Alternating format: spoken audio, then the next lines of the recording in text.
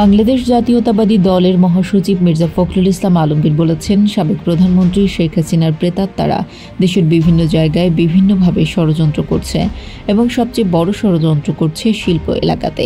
শনিবার বিকেলে গাজীপুর জেলা ও মহানগর শ্রমিক দলের উদ্যোগে কোনাবাড়ী ডিগ্রি কলেজ মাঠে আয়োজিত শ্রমিক সমাবেশে প্রধান অতিথির বক্তব্যে তিনি এ মন্তব্য করেন।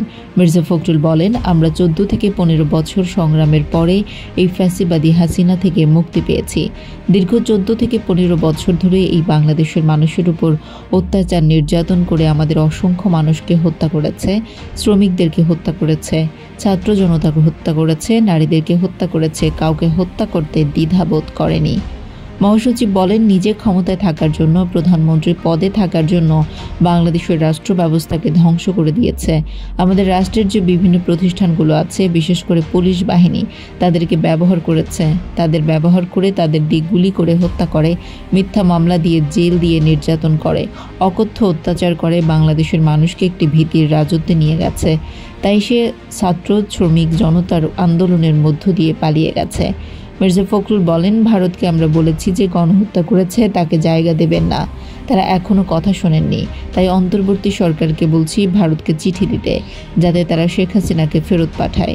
তিনি আরও বলেন, শেখ হাসিনার প্রেতাত্মারা ভাবে আবার যদি শেখ হাসিনাকে ফিরিয়ে আনতে পারতাম তবে আবার লুট করতে পারতাম।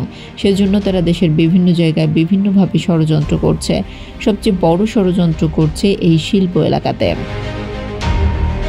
অপরদিকে সাভারের আশুলিয়ায় বন্ধ কারখানা খুলে দেওয়া, বেতন বৃদ্ধি সহ শ্রমিকদের নামে দায়েরকৃত মামলা প্রত্যাহারের দাবিতে সড়ক অবরোধ করে বিক্ষোভ করেছেন তৈরি পোশাক কারখানার শ্রমিকরা।